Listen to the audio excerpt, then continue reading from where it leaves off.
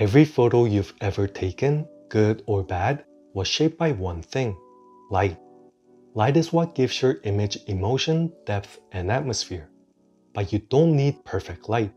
You just need to know how to work with what you've got. In this video, I'll break down how to shoot in any lighting condition, so you can take better photos no matter the time, weather, or location. Let's start with the most dramatic one: backlight. This is when the sun is behind your subject and the light source is facing the camera. Backlight gives you silhouettes, rim lighting, and that dreamy glow. Rim light is the slight illumination on the edges of the subject. When the light's intense, it can spill over the subject and create a halo effect. If you have a mist filter on your lens, it can amplify this effect. Even if you don't have a mist filter, by reducing clarity, you can achieve a similar look. When your subject is lit from behind, the shadow will cast towards you, which also creates dramatic visuals. Capturing just the shadows adds abstraction and mystery, often more compelling than showing the subject. Cameras these days have excellent dynamic range, so I don't think you need to worry too much about blowing out the highlights. But just to be safe, set your exposure compensation to -0.7 or -1 to avoid clipping the highlights and deepen the silhouettes. Even at night, there can be backlight with street lamps, headlights, or neon signs behind people. You can shoot from a low angle to emphasize silhouettes, or from a bit higher up so you can show the casted shadow. Backlight makes photos feel magical, even surreal. The halo behind the subject can tell a story without revealing too much. Next is using sidelight for texture and mood. Sidelight is simple. It hits your subject from the side, but it does a lot. It reveals texture, adds depth, and gives your photo a three-dimensional look. It's also one of the easiest light to create that cinematic feel. This is the lighting that filmmakers use a lot. It shapes the scene, adds story and emotion through light and shadow. Sidelight exaggerates textures. Walls, fabric, skin, anything with a surface comes alive. It works especially well when your subject is walking beside a wall. Their shadow casts onto the surface, adding a dramatic double layer to the image, subject and silhouette. In busy scenes, sidelight can be your best friend. Even in chaotic frames, it naturally separates your subject from the background. It is a bit different from rim light, but the resulting effect is similar because it isolates and makes the subject stand out. If you're shooting portraits or close-ups, sidelight adds subtle emotion to the expression. One side illuminated, the other in mystery. Try to capture the subject from the shadow side for that 3D look. At golden hour, sidelight becomes even more powerful. Soft and warm, yet still sculpting the scene with depth and atmosphere. Which brings us to the next point: golden hour light. Of course, this list is not complete without golden hour, the time of day photographers romanticize for a good reason. It's about 30 minutes after sunrise or before sunset. It has a soft, flattering golden light with emotional warmth. The sky turns red and can become the overwhelming main subject even in a simple cityscape photo. You can also emphasize warm tones for nostalgic, romantic feeling. At golden hour, almost anything works. Schedule your photo shoots 30 minutes to an hour before sunset. It's a great time window.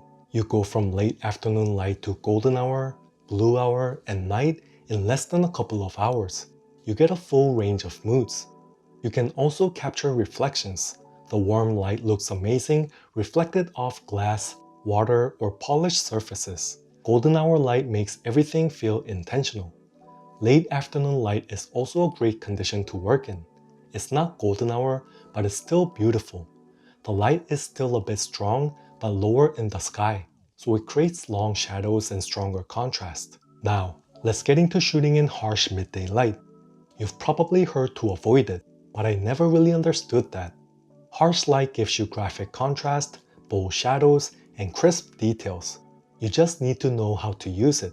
This kind of light is great for shapes, patterns, and photographing a narrow alleyway.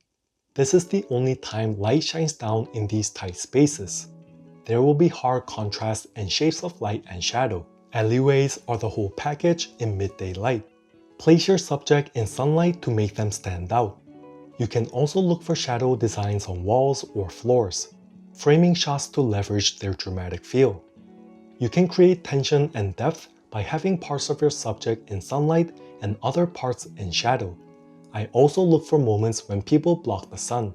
A simple movement like that can turn into a powerful moment. You can also slightly darken the shadow and bring up the highlights in post-editing to bring out contrast. Bold silhouette shots can be created in this harsh light. Position someone in the shade against a bright background for striking 2D silhouettes. Also consider shooting in black and white. Black and white is usually associated with cloudy weather, but monochrome shines in hard contrast scenes. This is also the time of day where light and shadow can become the main subject. Next is photographing the rain. Rain transforms the street. Reflections, color, and texture. Everything hits differently. It builds atmosphere in a way dry streets can't. Look for mirror-like surfaces on wet streets. Puddles work best, but just the wet surface can still give you subtle reflections that has a big impact on your final image.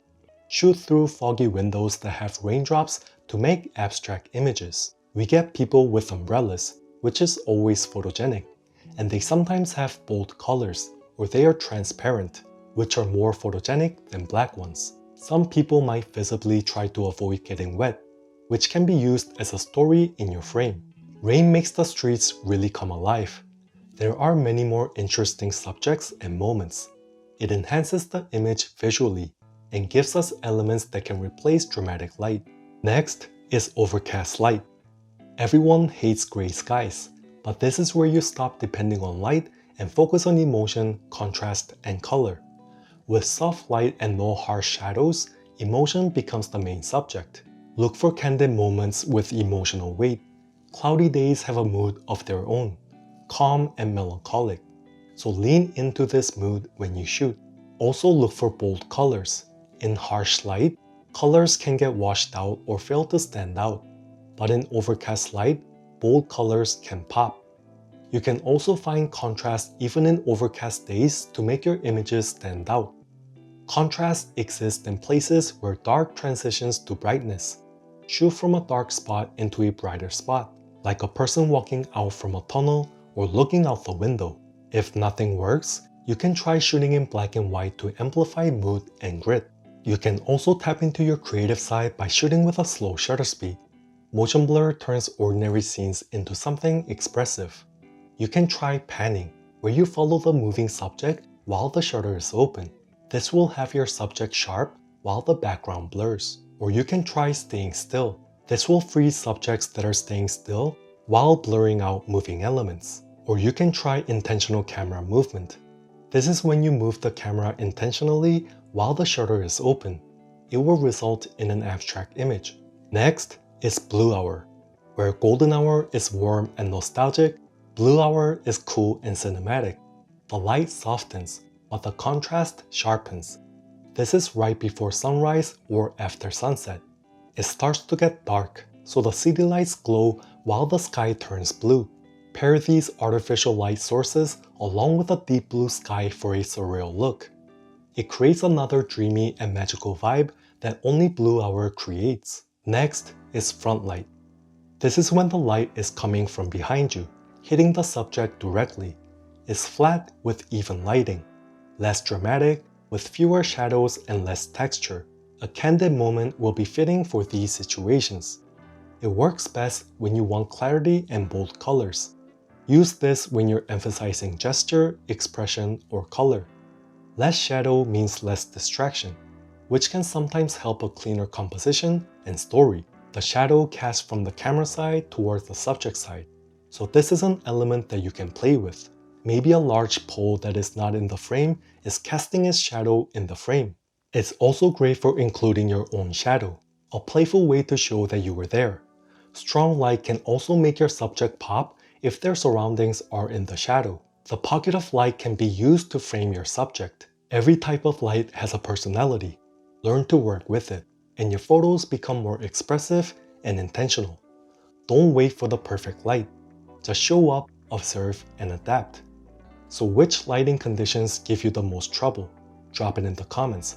I might turn your challenge into an episode. And if you found this helpful, then hit the like button and subscribe. Your support keeps the channel going. Thank you, and I'll see you in the next one.